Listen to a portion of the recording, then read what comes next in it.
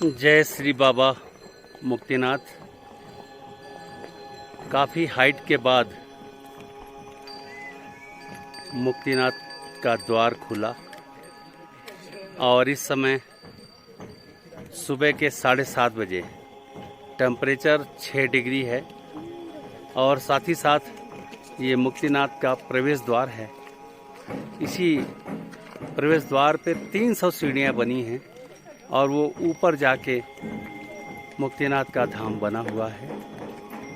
तो चलिए धीरे धीरे 300 सीढ़ियाँ पार करते हैं और मुक्तिनाथ का दर्शन वहाँ करते हैं और कराते भी हैं। तो बोलिए बाबा मुक्तिनाथ की जय। पैदल जाने वालों के लिए ये सीढ़ी बना हुआ है और जो घोड़े से जाते हैं उनका द्वार इधर से खुलेगा। ये मुक्तिनाथ के सामने वहाँ ऊपर जाके घोड़े वाले गेट पे नहीं देखा बिल्कुल पहुँचा देते हैं और एक पौनी का किराया 500 रुपये। मुक्तिनाथ दुनिया भर के हिंदुओं और बौद्धों दोनों का एक प्रसिद्ध पवित्र मंदिर है। हिंदू धर्म के अनुसार वह स्थान जहाँ भगवान विष्णु को वृंदा के श्राप से मुक्ति मिली थी, इसलिए यहाँ मुक्ति के देवता मुक्तिनाथ की पूजा की जाती है। भक्तों का मानना है कि यह मंदिर किसी ने बनाया नहीं, यह मंदिर प्रकृति ने स्वयं पैदा किया है और यह मंदिर स्वयं उग आया है। तो ऐसा भक्तों का मानना है और इस मुक्तिनाथ के दरबार में अनेकों श्रद्धालु आते हैं और बहुत सारे श्रद्धालु आके भी दर्शन नहीं पाते हैं, ऐसा भी है। तो एक बाबा हमें मिले, आइए उनसे मिलाते हैं आपको। वो बाबा हमारे इलाहाबाद के ही हैं। हाँ चलिए शुरू। मेरे भोले भोले बाबा को भिखारी मत समझो, भिखारी मत समझो, अनाड़ी मत समझो। मेरे भोले बाबा को भिखारी मत समझो। बाबा के गले में सांपों की माला, बाबा के गले में सांपों की माला। सांपों को देख के सपेरा मत समझो। मेरे भोले बाबा को भिखारी मत समझो, भिखारी मत समझो। बाबा के हाथों में डमरू सो है, बाबा के हाथ में डमरू सो है। डमरू को देख के मदारी मत समझो। मेरे भोले बाबा को भिखारी मत समझ, भिखारी मत समझ। चलो मुक्तिनाथ की जय। मुक्तिनाथ वैष्णव संप्रदाय के प्रमुख मंदिरों में से एक है। यह स्थान शालिग्राम भगवान के लिए प्रसिद्ध है। शालिग्राम दरअसल एक पवित्र पत्थर होता है जिसको हिंदू धर्म में पूजनीय माना जाता है। यह मुख्य रूप से नेपाल की ओर प्रवाहित होने वाली काली गंडकी नदी में पाई जाती है। जिस क्षेत्र में मुक्तिनाथ स्थित है उसको मुक्ति क्षेत्र के नाम से जाना जाता है और यह हिंदुओं में मान्यता है कि इस क्षेत्र में आने मात्र से ही मुक्ति या मोक्ष की प्राप्ति हो जाती है।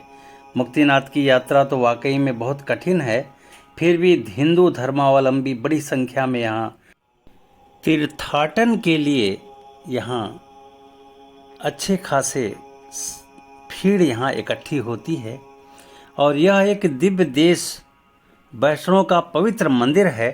साथ ही साथ यहाँ पर बौद्धों का यह शंभ एक महात्मा रहे हैं।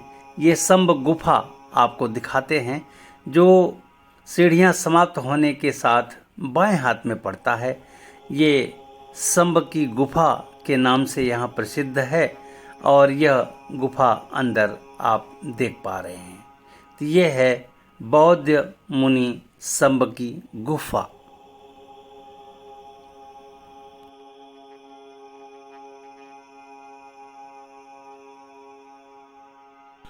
मुनि शंभ के गुफा से आइए अब शनै शनै चंद सीढ़ियाँ शेष और हैं मुक्तिनाथ की। वहाँ भगवान मुक्तिनाथ के दर्शनार्थ आगे बढ़ते हैं और आप भी मेरे साथ बने रहिए। भगवान मुक्तिनाथ हमारे साथ आपको भी इस जीवन यात्रा से मुक्त जरूर करेंगे। ये मूर्ति स्वामीनारायण की है।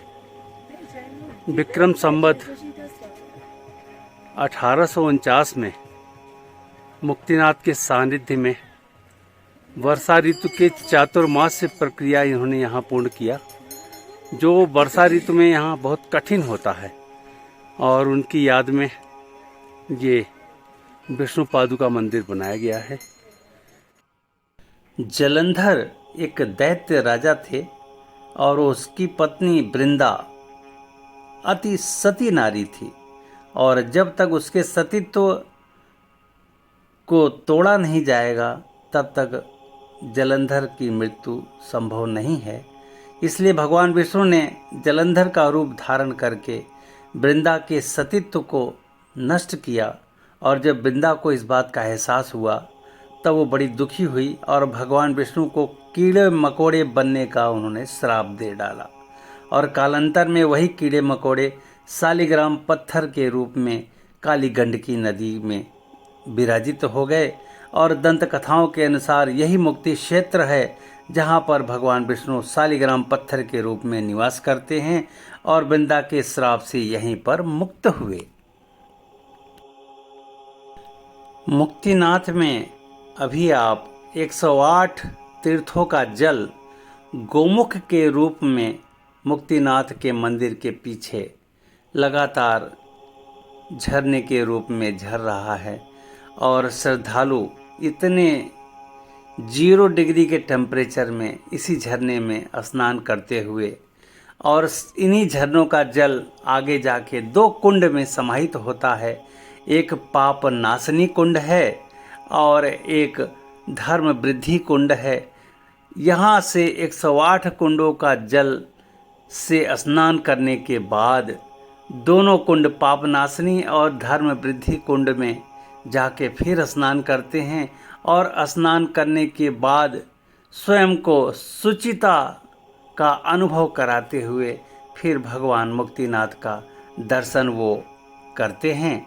तो चलिए ये 108 कुंड का दर्शन करिए हमारे साथ, और उसके बाद फिर मुक्तिनाथ का दर्शन हम आपको कराते हैं। भगवान मुक्तिनाथ की जय का उद्घोष स्नान करते समय सभी श्रद्धालु करते हैं। साथ ही साथ पापनाशनी कुंड और धर्म वृद्धि कुंड में भी स्नान इसी जयकारी के साथ होता है, और ये भगवान मुक्तिनाथ का द्वार है जहाँ पर सभी मुक्त होने के लिए आए हैं। और साथ ही साथ ये छोटे छोटे घंटी बंधी हैं, और ये भगवान मुक्तिनाथ की यज्ञ वेदी है जहाँ पर लोग प्रदक्षिणा करते हुए भगवान मुक्तिनाथ के जयकारे का उद्घोष लगातार करते रहते हैं। और ये पाप नाशनी कुंड आप अभी देख पा रहे हैं, और इसी के ठीक पीछे ये धर्म वृद्धि कुंड है। इन दोनों कुंडों के बीच में स्नान के बाद सीधे श्रद्धालु कपड़ा बदल के और भगवान के दर्शनार्थ अंदर प्रवेश करते हैं। ये जैसे कि ये देखिए भद्र महिला ये पापनाशनी कुंड में अभी जा रही हैं, और इसके बाद सामने धर्म वृद्धि कुंड है, और ये पानी बिल्कुल बर्फ़ जैसा एकदम चिल्ड पानी है, लेकिन श्रद्धा का विषय है। श्रद्धालु अपने आप में भगवान में लीन होकर स्नान करते हैं, और इस तरह से भगवान मुक्तिनाथ का यह दर्शन लाभ मिलता है। अब हम आपको भगवान मुक्तिनाथ का दर्शन कराते हैं। भगवान मुक्तिनाथ की जय। भगवान मुक्तिनाथ के जयकारे करिए और भगवान का नाम और उनका ध्यान करिए, मोक्ष की प्राप्ति होगी आपको। मुक्तिनाथ की यात्रा में सनातन धर्म और बौद्ध धर्म दोनों का मिला जुला स्वरूप दिखाई देता है, और मुक्तिनाथ मंदिर से ऊपर ये हिमालय की श्रृंखला देखिए, चोटी देखिए श्वेत रंग की, जो मंत्र मुग्ध करती है। साथ ही साथ यहाँ पर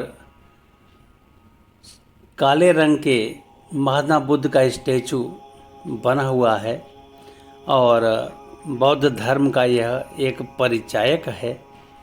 तो इस जगह पर तमाम हमारे पर्यटक, हमारे धर्मावलंबी आकर और महात्मा बुद्ध के शरण में स्वयं को समर्पित करते हुए उनके साथ फोटोग्राफी करते हुए दिख जाएंगे आपको।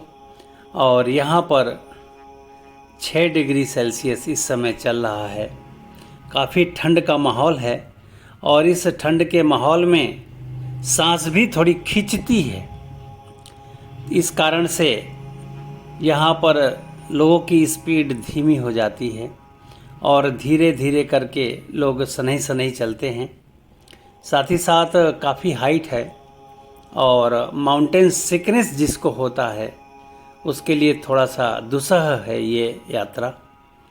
इसके लिए आपको होटल में रुककर कम से कम 12 घंटे का एक्कोमोडेशन चाहिए। महात्मा बुद्ध के स्टेचू के पास ही ये मंदिर बना हुआ है, इसका भी आप अवलोकन करिए।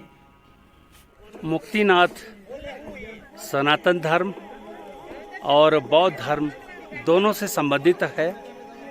और अभी आपने बाबा मुक्तिनाथ का दर्शन किया और उनके मंदिर का दर्शन, उनके स्टैचू का दर्शन, और महात्मा बुद्ध का स्टैचू आपके सामने है। ये भी शालिग्राम शिला से निर्मित है।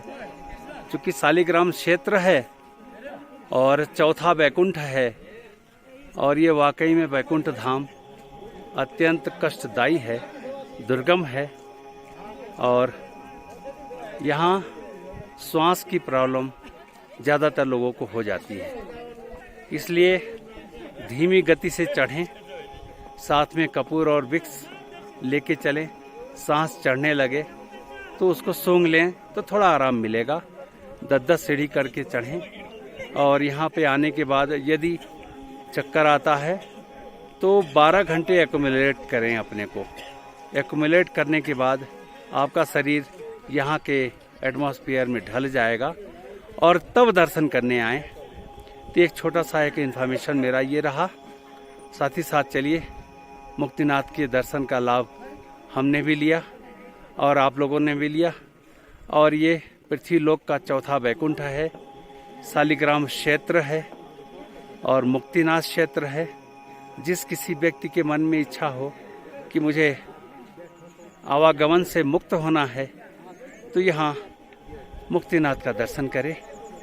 और यहाँ दर्शन मात्र से भगवान मुक्तिनाथ हम सभी को मोक्ष प्रदान करते हैं। तो बोलिए बाबा मुक्तिनाथ की जय।